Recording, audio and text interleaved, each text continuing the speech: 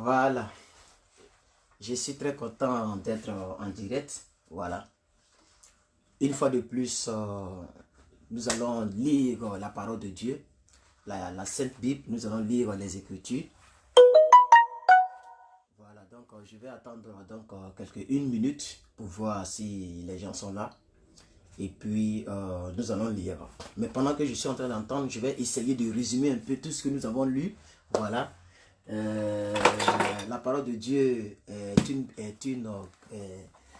richesse pour le chrétien. Voilà. Et donc, il est très important de lire la parole de Dieu. Il est très important de l'étudier. Il est même très important de retenir la parole de Dieu. Sois béni, maman Denise là. Nous sommes arrivés à quel chapitre là? Genèse. J'ai expliqué dans le groupe WhatsApp un peu. Voilà, j'ai un peu expliqué. Et vous devez savoir que quand tu as l'habitude de lire les Écritures, tu lis la parole de Dieu, c'est bénissant. Voilà. Nous avons lu que au commencement, Dieu créa le ciel et la terre. Ok? Et il a pris 5 jours pour créer tout ce que nous voyons sur cette terre, à part l'être humain. Le 6e jour, Dieu a créé l'homme.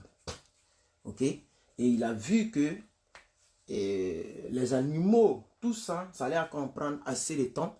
Et il a demandé à l'homme, toi, il faut nommer les animaux. Donc c'est l'homme qui a donné le nom de tous les animaux que vous voyez. Ça montre déjà la divinité, la dimension de l'intelligence que Dieu nous a donnée en tant que nous les hommes. Donc toi qui es là, tu as une dimension spirituelle, une dimension élevée d'intelligence que Dieu t'a déjà donné de manière prédéfinie, qui sont déjà dans tes gènes. Voilà, donc tu n'es pas un bon à rien, tu es une personne avec une dimension illimitée. Tu as une dimension illimitée. Parce qu'il y a combien de sortes de criquets, combien de sortes de poissons, combien de sortes d'oiseaux, combien de sortes de serpents, gorilles, chimpanzés, en passant par les lions, en passant par toutes ces choses que vous savez, c'est l'homme qui a regardé et il a donné. Et quand tu vois un chimpanzé, tu sais exactement que c'est le nom qu'on devait lui donner. Quand tu vois un babouin, tu sais que c'est le nom qu'on devait lui donner. C'est l'homme qui a donné le nom à tous ces animaux. Arrivé à son tour, l'homme constate qu'il est seul. L'homme a compris que non, mais tous les animaux que j'ai nommés, il y a femme, garçon, il y a femme, garçon, mais à mon tour, je suis seul. Alors Dieu a compris la préoccupation de l'homme. Et Dieu a fait endormir l'homme, il a retiré une de ses côtes, et ainsi, il a donc formé ou fabriqué ou créé la femme. Et il a dit, il n'est pas bon que l'homme soit seul, je lui ferai une aide semblable. Ok? C'est cette union-là qui vivait donc à Éden. Éden, ce n'est pas un pays, ce n'est pas la peine de prendre billet d'avion pour aller à Éden. Les gens qui vont toujours, non, je m'en vais à Israël, je vais aller sur le mur de lamentation. Tu n'es pas obligé d'aller sur le mur de lamentation pour te lamenter. Si tu as péché contre Dieu, de là où tu es, quand on finit la lecture, tu te mets en genoux, tu te lamentes, tu pleures, tu cries à Dieu, tu te repens. Mais la vraie repentance, c'est lorsque tu abandonnes. Parce que tu peux te repentir et demain recommencer. Pour Dieu, tu n'as rien fait. Parce que la Bible dit, c'est lui qui reconnaît ses péchés et les avoue et les délaisse, obtient alors miséricorde. Ok?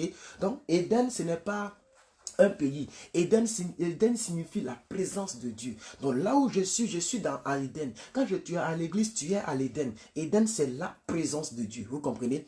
Donc, à Éden, Dieu leur a donné des prescriptions. Dieu leur a donné de l'ordre. L'ordre de ne pas manger de l'arbre de la connaissance du bien et du mal. Ils peuvent tout manger sauf l'arbre de la connaissance du bien et du mal. Vous comprenez? Et ils ont désobéi après avoir écouté l'animal le plus rusé qu'on appelait le serpent. Et malgré ça, Dieu les a punis par ordre. Puni le serpent, tu vas rouler parce que le serpent avait des pieds. Ou des pattes si vous voulez. Les pieds sont rentrés à l'intérieur et tu vas rouler sur ton ventre et tu mangeras la poussière. Encore, il a maudit la femme. Ton accouchement sera très difficile. Maudit l'homme, c'est la sueur de ton front que tu mangeras. Et tout ceci a rendu un peu les choses difficiles. Ok? Après quoi, ils ont eu Caïn, Abel et Caïn. Donc, l'histoire de la Bible, vous devez la connaître de manière progressive. Vous devez connaître la Bible. Comme ça, quand quelqu'un vient te gober des choses, tu lui dis, mon frère, ça c'est faux. Voici ce que la Bible dit. Voici le verset qui lui dit. Ce que tu dis, ce n'est pas biblique. Mais, Beaucoup de nos personnes ne connaissent pas aujourd'hui la Bible. Donc vous allez voir que Abel et Caïn sont nés et Dieu a agréé l'offrande d'Abel, il n'a pas agréé l'offrande de Caïn et Caïn s'est fâché, il a tué son frère. À partir de là, la mort a commencé à régner. Les gens qui pouvaient vivre pendant 900 ans, les années ont commencé à diminuer. Les années ont commencé à diminuer et Dieu a fixé la vie sur terre à 120 ans.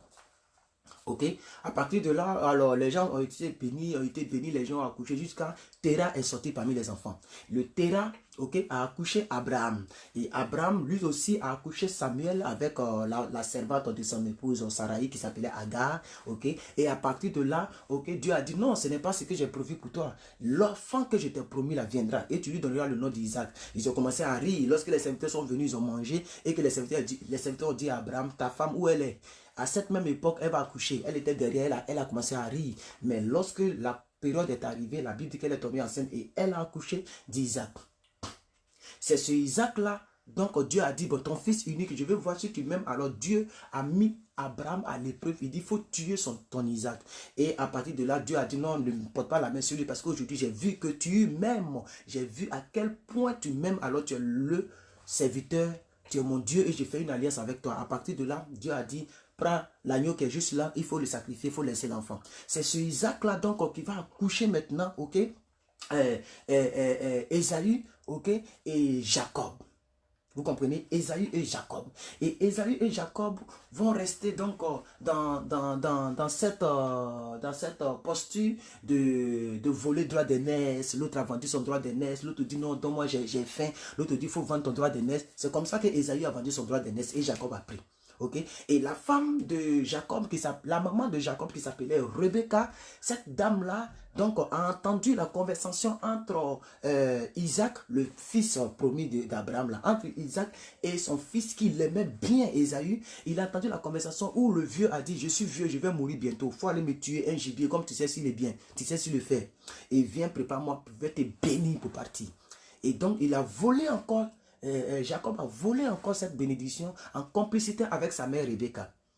Vous comprenez? Et à partir de là, alors, Ésaü s'est fâché. Il dit non, il faut que je tue ce monsieur-là parce qu'il m'a tout volé. Il m'a volé mon droit d'aînesse et encore il me vole ma bénédiction de mon père. C'est comme ça que Rebecca a dit, il faut fuir. Si tu ne fuis pas, ils vont te tuer. Et donc, Jacob est parti dans un lieu qu'on appelle Pan-Aram, à Canaan, vers son oncle Laban. Et c'est là-bas qu'il a aimé une fille qu'on appelait donc Rachel. Mais là-bas a dit, bon, si c'est comme ça, bon, tu dois travailler pour moi. Donc, 7 ans de travail. Après, il a trompé, comment on appelle ça? Il a trompé Jacob. Il a donné Léa au lieu de donner Rachel. Et encore 7 autres années de travail. Et maintenant, il a donné Rachel. Et encore 6 autres années. Donc, ça faisait 20 ans qu'il a servi là-bas. Et lui aussi, par là, je vous ai expliqué hier que Jacob mettait donc les fleurs sur tout ça parce qu'ils ont fait un traité, tout ça. On ne va pas trop parler de ça. C'est très mal long, tout ce qu'on a lu. Mais il fallait que je explique un peu. Donc, comme ça, Jacob est devenu aussi très, très riche. Et il est parti demander pardon à son frère Ésaü qu'il avait fait du mal en envoyant des bœufs, des ânes, des serviteurs avant que lui-même il n'arrive. Et c'est comme ça que ça a réussi. Ils se sont réconciliés tout et tout. Et ils se sont séparés après. Vous comprenez? Alors, parmi tous ces enfants-là, ce Jacob-là, la Bible se concentre sur ce Jacob qui a encore accouché beaucoup d'enfants avec des femmes passées par là. Il a accouché beaucoup d'enfants. C'est comme ça qu'il y a un enfant qu'on appelle Joseph. Joseph est né. Et ce Joseph-là était aimé parmi tous les autres enfants par son père Jacob. Et ce Joseph-là était le 11e enfant. Ok? Et c'est comme ça que Dieu a révélé la vie de Joseph à Joseph. Et Joseph a expliqué le songe pour dire, ah, mon étoile est plus grosse que la vôtre, ou bien vous allez vous prosterner. Dans le deuxième rêve, il dit, vous allez vous prosterner, tout ça. Les gens se sont fâchés, ils ont comploté contre lui, ils l'ont jeté dans la citerne. On voulait le tuer, le frère Benjamin a dit, non, ne le tuez pas, pardonnez, ne le tuez pas, pardonnez. Ne mettez pas la main sur lui, mais simplement jetons-le dans la citerne et il va mourir. Il avait pour but de venir le sauver après. Quand il est revenu après, Joseph n'est plus dans le trou. Lui aussi, il était devenu un peu bizarre. Or, Joseph a été vendu donc par les Amélécites qui passaient. Et les Amélécites, quand ils ont pris Joseph, eux aussi, ils ont vendu Joseph à un homme qu'on appelait Potiphar. Et c'est ce Potiphar-là qui était le chef des gardes du Pharaon. Okay? Et la femme de Potiphar a commencé à aimer Joseph. Et la femme de Potiphar a dit, bon, il faut coucher avec moi, mais on fait comment? Joseph a dit, non, non seulement je ne vais pas trahir ton mari, mon Seigneur, qui m'a fait confiance et qui m'a confié tous ses biens. Et je ne peux pas aussi trahir mon Dieu. Alors elle a pris son vêtement et elle est partie faire un faux coup d'état contre lui. Ils l'ont foutu en prison. Mais même dans la prison, la Bible dit que la main de Dieu était encore sur lui dans la prison. Il était aimé parmi tous les prisonniers. Et c'est lui-même le chef des gardes des prisonniers qui a dit, bon, toi, il faut diriger toute cette prison. C'est lui-même qui surveillait encore ses collègues. Dans la prison, Dieu a commencé à l'utiliser. Et il était dans la même prison avec le panetier et un autre chef de garde. Ok. Et c'est comme ça qu'il a expliqué les songes de ces deux personnes-là. Et il a dit, donc, ne m'oublie pas. Si tu sors, il ne faut pas m'oublier. Et l'homme est sorti et, comment on appelle ça, Pharaon a fait un songe. Ok, Pharaon a fait un songe. Personne ne pouvait expliquer le songe. Et l'homme s'est rappelé qu'il y avait quelqu'un qui avait déjà expliqué son songe dans une prison qu'on appelait Joseph. Ils ont fait venir ce Joseph, changer ses vêtements, tout et tout. Joseph a expliqué le songe qu'il aura 7 années. Donc les sept vaches grasses que tu as vues signifient les 7 années d'abondance. Les 7 vaches maigres que tu as vues signifient les 7 années donc de famine. Mais les vaches maigres ont avalé les vaches grasses parce que la famine sera tellement accrue que toute l'abondance, toutes les choses que vous avez eues, vous n'allez plus vous souvenir de cela. Il y aura la faim. Donc, ce que vous allez faire, il faut choisir quelqu'un qui est intelligent, qui va donc essayer de prendre un peu pendant le jour de l'abondance, prendre des blés pour essayer de les mettre de côté. Ok, comme ça, lorsque le temps de la famine viendra, ok, on pourra prendre cela pour vendre et pour pouvoir nous nourrir, pour nourrir notre peuple. C'est comme ça, Pharaon a dit, mais si c'est comme ça, qui on va choisir? C'est toi qu'on va choisir. Parce que non seulement tu es intelligent, mais Dieu est avec toi. Et donc, je te donne mon manteau. Tiens, aujourd'hui, je t'établis. La seule différence, c'est que toi, tu n'es pas assis sur le trône. C'est moi qui suis assis sur le trône. Mais c'est comme si tu étais un premier ministre. C'est comme ça que ce monsieur a été béni. Et les propres frères qui l'ont vendu sont revenus pour acheter du blé. Parce qu'ils avaient faim et la famille régnait beaucoup. C'est comme ça, lui, il les a reconnus, mais eux, ils ne l'ont pas encore reconnu. Mais comme son frère de même père, même mère, parce que vous voyez, Isaac, il avait différentes femmes, donc ils étaient 12, mais ils n'ont pas les mêmes mères. Mais le frère de même mère, même père, qui s'appelait Benjamin, était resté. Il a fait un coup pour dire, bon, allez-y me prendre le gars là pour revenir, sinon je vous traiterai comme des espions. Donc voici un peu tout ce que nous avons lu dans une quarantaine de chapitres. Et aujourd'hui encore, nous allons continuer la lecture de la Bible en un an. Il est important de lire la Bible, comme ça au moins quelqu'un ne peut pas te mentir. Ok, voilà, donc j'ai vraiment sauté. Si je vais expliquer en détail, ça va prendre assez de temps. Ok, voilà. Donc, voilà, je suis un peu loin du Wi-Fi, donc souvent ça se coupe, Nous étions à quel verset là? À quel chapitre, s'il vous plaît, voilà. Nous étions à quel chapitre? Qui peut me rappeler? Pour que je vois ici, vous me suivez. Oh, Seigneur Jésus.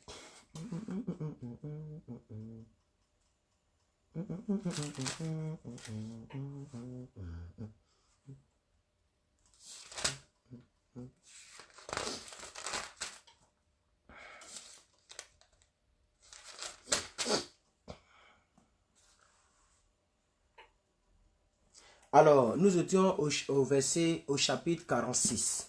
Ok? Lorsque Benjamin est venu, ils ont tout fait pour qu'ils aillent prendre encore le vieux Jacob. Donc, Jacob va se rendre donc, en Égypte. Alors, nous allons lire le chapitre 47, 48, 49 et 50 aujourd'hui. 47, 48, 49 et 50. Alors, vous êtes prêts pour la lecture? J'ai eu le temps, j'ai pris vraiment une dizaine de minutes pour, depuis la création jusqu'à là où nous sommes arrivés, ok? Voilà, pour que on puisse avoir une petite notion de tout ce que nous lisons. Et à chaque livre, je vais tout faire pour résumer tout ça. Voilà. C'est des choses que je connaissais avant. Tout ça, je connais. Tu me dis n'importe quel livre, je sais exactement ce qui se passe là-bas. Voilà. Parce que je lis chaque 2 ans la Bible entière. 47, chapitre 1, et verset 1. Chapitre 47, livre de Genèse. Je vais lire maintenant, ok? Voilà. Joseph alla avertir Pharaon et lui dit, mes frères et mon père sont arrivés au pays de Canaan avec leurs brebis, avec leurs brebis, avec leurs bœufs et tout ce qui leur appartient. Et les voici dans le pays de Goshen. Il prit 5 de ses frères et les présenta à Pharaon. Non, attention. On dirait que on n'a pas lu quelque part. Non, non, oui, c'est ça, c'est ça, c'est ça, c'est ça, c'est ça. Et descendant, et il prit 5 de ses frères et les présenta à Pharaon. Pharaon leur dit, quelle est votre occupation? Ils répondirent à Pharaon, tes serviteurs sont bergers comme l'étaient nos pères. Il dit encore à Pharaon, nous sommes venus pour séjourner dans le pays parce qu'il n'y a plus de pâturage pour les brebis de tes serviteurs, car la famine s'appesantit sur le pays de Canaan. Permets donc à tes serviteurs d'habiter au pays de Goshen. Bon, vous pouvez dire Goshen, mais la vraie prononciation c'est Goshen. Verset 5. Pharaon dit à Joseph, ton père et tes frères sont venus près de toi. Le pays d'Égypte est devant toi. Établis ton père et tes frères partie du pays, qu'ils habitent dans le pays de Goshen. Et si tu trouves parmi eux les hommes capables, mets-les à la tête de mes troupes. Joseph fit venir Jacob, son père, et le présenta à Pharaon, et Jacob bénit Pharaon. Joseph dit à Pharaon, quel est le nombre de jours des années de ta vie? Jacob répondit, excusez-moi, je vais vérifier quelque chose.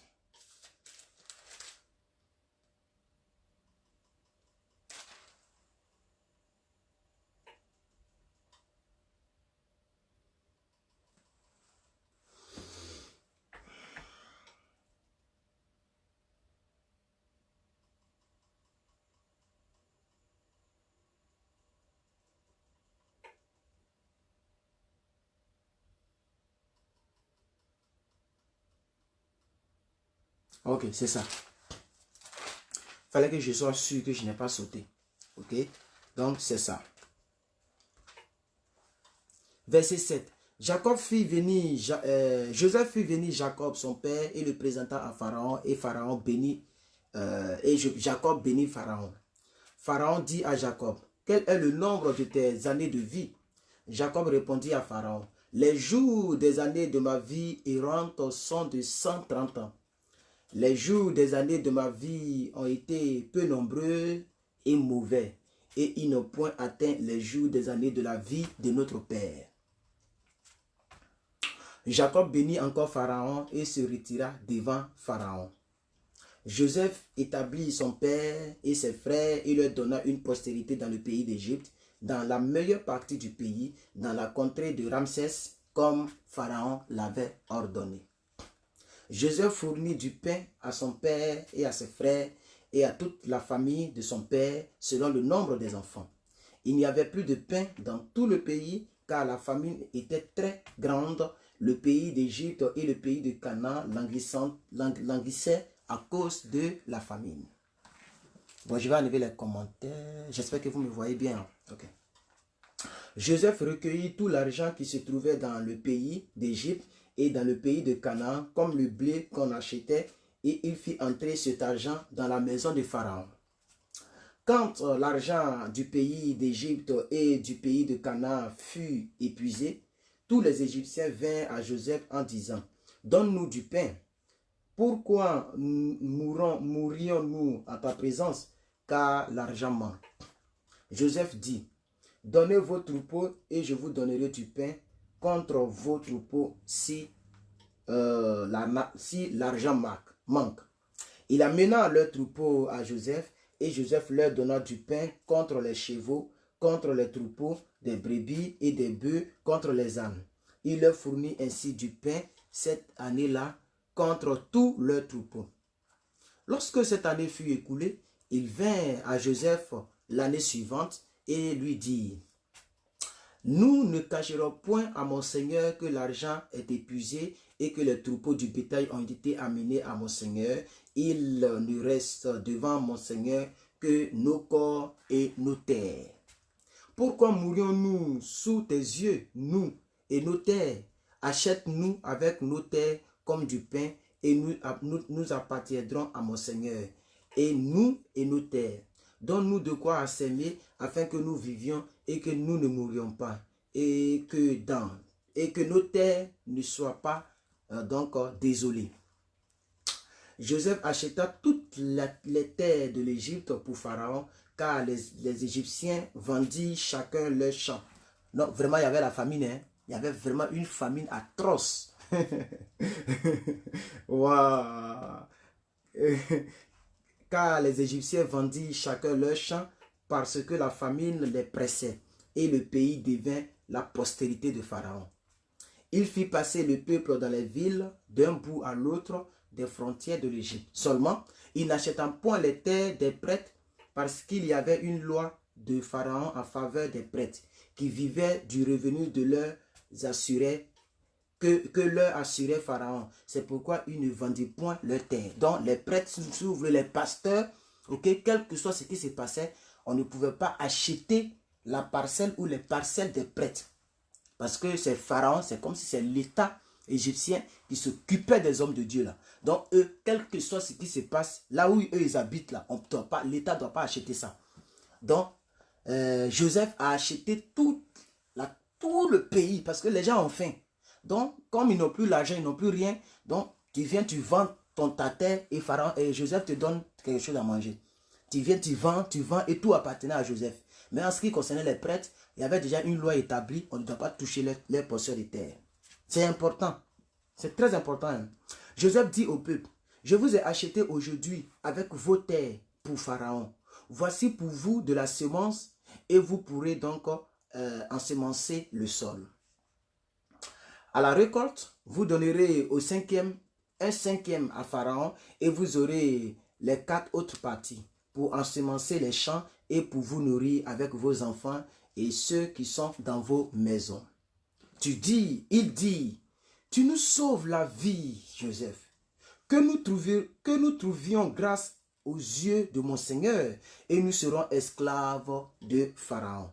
Joseph fit de cela une loi qui a suscité jusqu'à ce jour et d'après laquelle un cinquième du revenu des terres de l'Égypte appartient à Pharaon. Il n'y a que les terres des prêtres qui ne soient point à Pharaon. Alors, je pense que Jacob va commencer à mourir, non? Nous sommes dans le verset.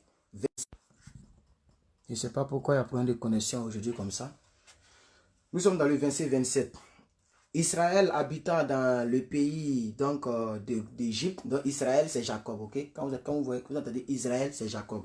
Israël habitant dans le pays d'Égypte, dans le pays de Goshen, il eut des possessions, il fut fécond et multipliait beaucoup. Et multipliait beaucoup, oui. Jacob vécut 17 ans dans le pays d'Égypte et les jours des années de la vie de Jacob furent de 147 ans. Lorsqu'il approcha du moment de sa mort, il appela son fils Joseph et lui dit, « Si j'ai trouvé grâce à tes yeux, mais je te prie ta main sous ma cuisse, et il use envers lui de bonté et de fidélité. Ne m'enterre pas en Égypte. Quand je serai couché avec mes pères, tu me transporteras hors de l'Égypte et tu m'enterreras dans leur sépulcre. » Joseph répondit, « Je ferai selon ta parole. » Et Jacob dit, « Jure-le-moi. » Et Joseph le lui jura. Puis Israël se prosterna sur le chevet de son lit. Nous sommes au chapitre 48 du livre de Genèse. Dans ce livre, nous allons lire donc Jacob, comme il va mourir, il va bénir tous ses enfants. Ok? Et donc, nous allons lire cette bénédiction de Jacob à ses enfants. C'est très important. Après ces choses, l'on va dire à Joseph, « Voici, ton père est malade. » Et il prit avec lui ses 2 fils, c'est-à-dire Manassé et Ephraïm. On avertit Jacob et on lui dit, « Voici ton fils Joseph qui vient vers toi. » Et Israël rassembla ses forces et s'assit sur son lit. Donc souvent on l'appelle Jacob, souvent on l'appelle Israël. Que ça ne vous mélange pas, c'est la même personne. Vous voyez, il dit à Jacob, « Voici ton fils Joseph arrive. » Et Israël rassemblait ses forces et s'assit sur son lit. Donc c'est de la même personne qu'on parle comme ça, ok? Voilà, puisque après plus tard, ils vont seulement l'appeler Israël. Verset 3, chapitre 48, Genèse. Jacob dit à Joseph, « le Dieu Tout-Puissant m'est apparu à Luz dans le pays de Canaan et il m'a béni. Il m'a dit, je te rendrai fécond, je te multiplierai et je ferai de toi une multitude de peuples. Je donnerai ce pays ta postérité après toi pour qu'elle le possède à toujours. Maintenant, les deux fils qui te sont nés au pays d'Égypte avant mon arrivée vers toi en Égypte seront à moi. Éphraïm et Manassé seront à moi comme Ruben et Siméon. Mais les enfants que tu as engendrés après eux seront à toi, ils seront appelés du nom de leurs frères dans leur héritage.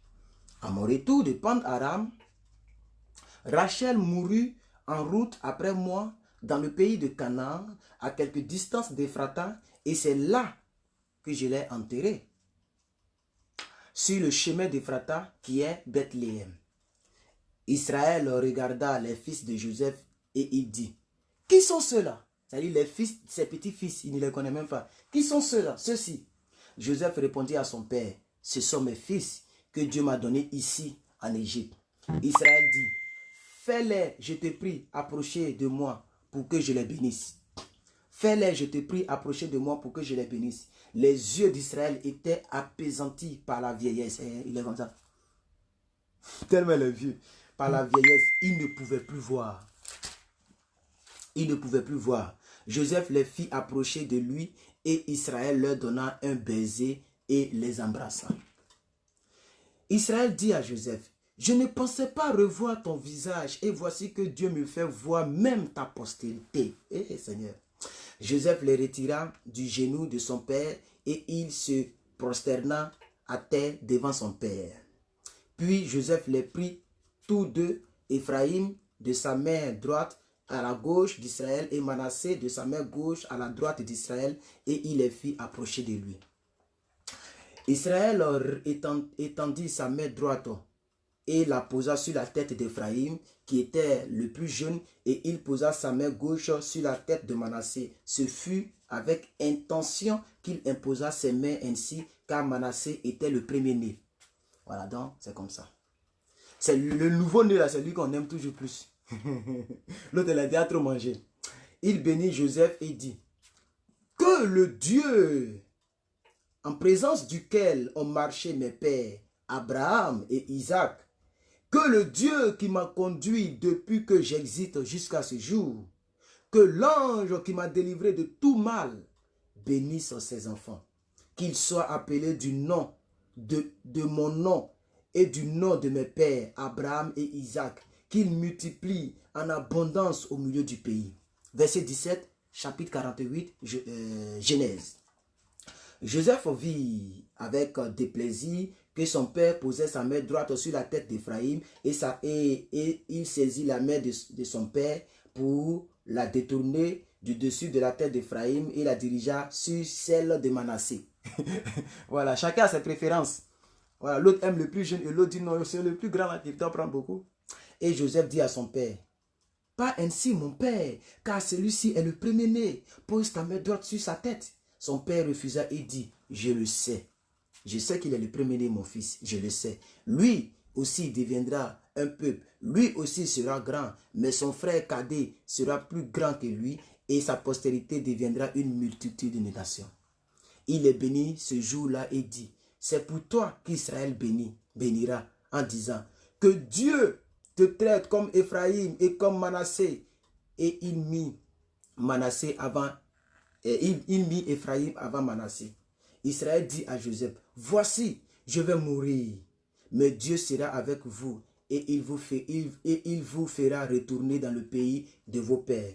Je te donne de plus qu'à tes frères une part que j'ai prise de la mer des Amoriens avec mon épée et avec mon arc. Alors, nous lisons le chapitre 49, avant-dernier chapitre d'aujourd'hui. Et puis, nous allons terminer Genèse aujourd'hui. Donc, aujourd'hui, ça tombe juste le 12. En 12 jours, nous avons lu 50 chapitres. Voilà. Donc, aujourd'hui, le 12 janvier, ok, nous terminons donc ce fabuleux livre de commencement qui s'appelle Genèse. Et je pense qu'à partir de demain, nous allons entamer Exode, ok? Le livre des lois. Voilà, c'est là-bas qu'il y a toutes sortes de lois. Et là-bas, on va lire beaucoup l'histoire de Moïse. Mais on va lire d'abord comment Moïse est né. Ok? Et on va lire l'histoire de Moïse. Voilà, et vous allez voir que c'est de Moïse là qui va sortir Jésus. C'est puissant la Bible. Alors, Jacob encore va continuer les bénédictions de tous ses petits-fils et après il va mourir. Et donc ainsi finira donc l'histoire de Genèse. Donc nous sommes tous nés de Jacob, si vous voulez, d'Israël. Parce que son nom a été changé. Donc nous sommes tous tribus d'Israël. Jacob appela ses fils et il dit, assemblez-vous, je vous annoncerai ce qui arrivera dans la suite des temps. Rassemblez-vous et écoutez, fils de Jacob. Écoutez votre père. Ruben, toi, mon premier-né, ma force et les prémices de ma vigueur, supérieur en dignité et supérieur en puissance, impétueux comme les eaux, tu n'auras pas de prééminence. Tu n'auras pas la prééminence, car tu es monté sur la couche de ton père. Tu as souillé ma couche en y montant. Dans bénédiction, il maudit en même temps aussi. Ça dit, il dit chacun ce qui va arriver. Nous sommes au verset 5. Là, il parle maintenant d'autres personnes. Siméon et Lévi sont frères. Leurs glaives sont des instruments de violence. Que mon âme n'entre point dans leur conciliabule. Que mon esprit ne s'unisse point à leur assemblée. Car dans leur colère, ils ont tué des hommes. Rappelez-vous, lorsqu'ils ont pris leur sœur, lorsqu'il y a un gars qui est sorti avec leur sœur, ok, ils étaient fâchés, ils sont partis tuer toute la famille de cette sœur-là. Vous vous rappelez, non? C'est ceux-là, Simeon et Lévi. Donc le papa n'a pas aimé ça. Voilà ce qu'il a dit. Donc il dit, donc car dans leur colère, ils ont tué des hommes et dans leur méchanceté, ils ont coupé les jarrets des taureaux. Maudit soit leur colère, car elle est violente, et leur fureur, car elle est cruelle. Et je les séparerai de Jacob, et je les disperserai en Israël. Verset 8. Là maintenant, il est en train de parler de Judas. Donc c'est Jacob qui bénit tous ses enfants avant de mourir et ainsi finit le livre de Genèse. Et c'est avec ses postérités-là qu'on va avancer jusqu'à... Et Moïse va naître. Et on va avancer jusqu'à... Et on va arriver vers Jésus là-bas. Ok? Judas, tu recevras les hommages de tes frères. Ta main sera sur la nuque de tes ennemis. Les fils de ton père se prosterneront devant toi. Judas est un jeune lion. Tu reviens du carnage, mon fils. Il ploie des genoux, il se couche comme un lion. Voilà, il ploie ses genoux, ça dit là-bas. Vous voyez un peu, non? Il se couche comme un lion, comme une lionne. Qui le fera lever? Le sceptre ne s'éloignera point de Judas, ni le bâton souverain d'entre ses pieds, jusqu'à ce que vienne le Shiloh, et que le peuple lui obéisse. Il attache à la vigne son âne, et au meilleur cep le petit de son ânesse. Il lave donc dans le vin son vêtement et dans le sang des raisins son manteau. Il a les yeux rouges de vin et les dents blanches de lait. Zabulon, toi tu habiteras sur les côtes des mers, il sera sur la côte des navires et sa limite s'étendra du côté de Sidon. En ce qui concerne Isaacar, verset 14, Isaacar est un âne robuste qui se couche dans les étals. Il voit que le lieu où il se repose est agréable et que la contrée est magnifique. Il donc courbe son épaule sous le fardeau et il donc s'assujettit à un tribut. Verset 16, il s'agit de Dan. Dan, toi tu jugeras son peuple comme l'une des tribus d'Israël. Dan sera un serpent sur le chemin, une vipère sur le sentier, mordant les talons du cheval pour que le cavalier tombe à la renverse. J'espère ton secours, ô Éternel. Gad sera accueilli par des bandes armées, mais il les assaillira et les poursuivra. Azer, lui, il produira une nourriture excellente, il fournira le mets délicat au roi. Nephtali est une biche en liberté, il préfère de belles paroles. Joseph, verset 22, Joseph, quant à lui, il est le rejeton d'un arbre, c'est tellement collé, ils ont fait une erreur, ils ont collé tout. Mais je sais ce que c'est. Il y a le rejeton d'un arbre fertile, le rejeton d'un arbre fertile près d'une source. Les branches s'élèvent au-dessus de la muraille et l'ont provoqué. Ils ont lancé des traits. Les archers l'ont poursuivi dans leur haine. Mais son arc est demeuré ferme et ses mains ont été fortifiées par les mains du puissant. Par les mains du puissant de Jacob. Il est ainsi devenu le berger et le rocher d'Israël. C'est l'œuvre du Dieu de ton Père qui t'aidera, car c'est l'œuvre du Tout-Puissant qui te bénira. Des bénédictions des cieux en haut, des bénédictions des eaux en bas, des bénédictions des mamelles du sein maternel. Les bénédictions de ton Père s'élèveront au-dessus des bénédictions de tes pères, de mes pères, jusqu'à la cime des antiques collines. Qu'elle soit sur la tête de Joseph, sur le sommet de la tête du prince de ses frères. Benjamin, pour finir, Benjamin est un loup qui déchire. Le matin, il dévore la proie et le soir, il partage le butin. Ce sont là tous ceux qui forment les 12 tribus d'Israël. Et c'est là ce que leur dit leur Père en les bénissant. Il les bénit chacun selon sa bénédiction. Puis, il leur donna cet ordre. Je vais être recueilli auprès de mon peuple. Enterrez-moi avec mes pères dans la caverne qui est au champ d'Ephron, le Hétien. Dans la caverne du champ de Macpéla, vis-à-vis de Mamré, dans le pays de Canaan. C'est là le champ qu'Abraham a acheté à Ephron, le Hétien, comme postérité sépulcrale. Là, on a enterré Abraham, mon père, et Sarah, sa femme. Là, on a enterré Isaac et Rebecca, sa femme. Là, j'ai enterré Léa, mon épouse. Le champ et la caverne qui s'y trouvent ont été achetés des fils de Heth. Lorsque Jacob eut achevé de donner ses ordres à ses fils, il retira ses pieds dans le lit et il expira. Et il fut recueilli auprès de son peuple. Nous lisons maintenant le dernier chapitre du livre de Genèse. Et ainsi, on aura terminé la lecture d'aujourd'hui. Elle a été un peu plus longue parce que j'ai pris presque 13 minutes pour relater de Genèse, premier verset, jusqu'à maintenant. Donc j'ai essayé de tout, j'ai sauté beaucoup de parties, mais j'ai essayé d'expliquer, de rappeler tout ce que nous avons dit, donc ça a pris assez de temps. Mais quand même, on n'est pas... Nous sommes à 37, je crois, 37 minutes, donc c'est bon.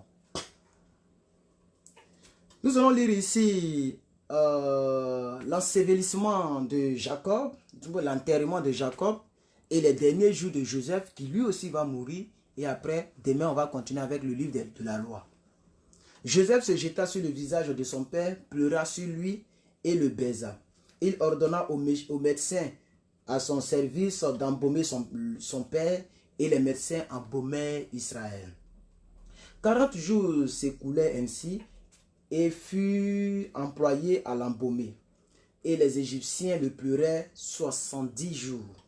Quand les jours du deuil furent passés, Joseph s'adressa aux gens de la maison de Pharaon et leur dit: si j'ai trouvé grâce à vos yeux, rapportez, je vous prie, à Pharaon ce que je vous dis.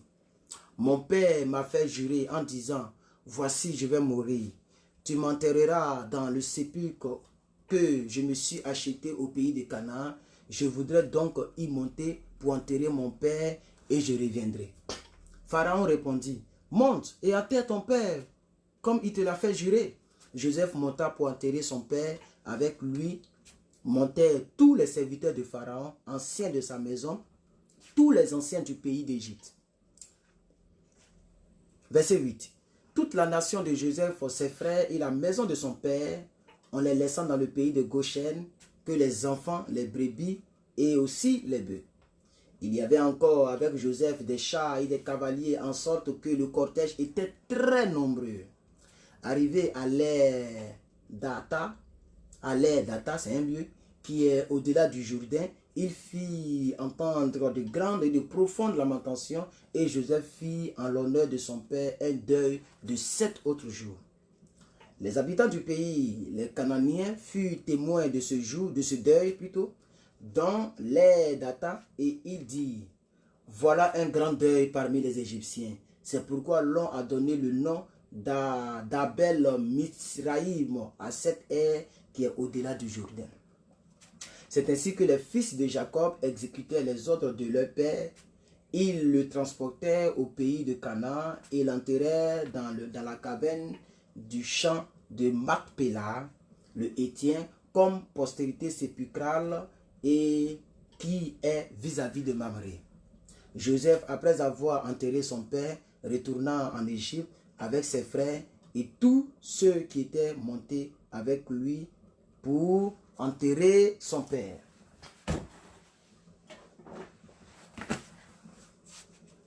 Alors, nous terminons maintenant, nous lisons du chapitre 15, du verset 15 au verset 21. Les frères de Joseph seront donc dans la crainte. Quand les frères de Joseph virent que leur père était mort, ils dirent, si Joseph nous prenait en haine et nous rendait tout le mal que nous lui avons fait, et il fit dire à Joseph, ton père a donné cet ordre avant de mourir. Vous parlerez, c'est-à-dire ils avaient peur, parce qu'ils se disaient, non, le gars il va se venger. Vous voyez, donc vous parlerez ainsi à Joseph, oh, pardonne le crime de tes frères et leur péché, car ils t'ont fait du mal. Pardonne maintenant le péché des serviteurs du Dieu de ton père. Joseph pleura en attendant ces paroles. Ses frères vinrent eux-mêmes se prosterner devant lui et il lui dit, nous sommes tes serviteurs. Nous sommes tes serviteurs. Joseph leur dit, soyez sans crainte, car suis-je à la place de Dieu pour que vous soyez mes serviteurs? Vous avez oublié, vous aviez médité de me faire du mal. Dieu l'a changé en bien pour accomplir ce qui arrive aujourd'hui, pour sauver la vie à un peuple nombreux. Soyez donc sans crainte. Je vous entretiendrai, vous et vos enfants, et il les consola en pleurant à leur cœur. Joseph demeura en Égypte, lui et la maison de son père. Il vécut 110 ans. Vous voyez que les gens ne vivaient plus très longtemps. Hein. Il vécut 110 ans. Joseph vit les fils d'Éphraïm jusqu'à la 3e génération et les fils de Maki, fils de Manassé, naquit sur ses genoux. Joseph dit à ses frères, je vais mourir, mais Dieu vous visitera et il vous fera monter de ce pays-ci dans le pays qu'il a juré de donner à Abraham, à Isaac et à Jacob. Joseph fit jurer les fils d'Israël en disant, Dieu vous visitera et vous ferez monter mes eaux loin d'ici. Désolé, j'ai été encore coupé là. La connexion déconne un peu. Joseph mourut âgé de 10 ans. On l'embauma et on le mit dans un cercueil en Égypte. Ainsi, nous avons fini le livre de Genèse. Il nous reste maintenant 65 livres à lire. À partir de demain, nous allons attaquer le livre d'Exode. Exode est un livre de loi. C'est là-bas que Dieu va donner les 10 commandements à Moïse. C'est là-bas que nous allons lire que le peuple d'Israël, c'est-à-dire tous ceux qui sont nés donc de Jacob, là qu'on appelle le peuple d'Israël, là, c'est là-bas que Dieu va donc nous expliquer. La Bible va nous expliquer tout ce qui se passe. Ils seront donc martyrisés puisque Joseph n'est plus là. Donc leur frère n'est plus sur les ententes d'Égypte. Donc ils seront maltraités en Égypte. Tous ces enfants qu'il a accouchés partout là. Et tous les enfants, eux tous seront maltraités. Ce peuple-là, Dieu va se souvenir de ce peuple-là pour envoyer son serviteur Moïse, ok, pour aller sauver ce peuple-là en Égypte. Parce que ce peuple était devenu plus qu'esclave. Vous voyez, et c'est là-bas que nous allons voir que le peuple va traverser donc le désert. Et aussi le peuple va adorer un veau gras, un veau, ils ont fabriqué leur propre Dieu. Dieu va se fâcher, il va dire bon, au lieu de faire 40 jours dans le désert, vous ferez 40 années dans le désert. Et c'est là que donc Dieu va donner les 10 commandements à Moïse. Quand nous allons arriver au chapitre 20, vous allez voir que les 10 commandements ont été donnés à Moïse. Et la loi, qu'on appelle la loi, parce que la loi est établie pour mieux vivre en société. Voilà, tu ne tueras point, tu ne mourras, tu ne feras point tant. Nous allons lire toutes ces choses dans le livre d'Exode à partir de demain. Que Dieu vous bénisse et à la prochaine. Que Dieu vous bénisse.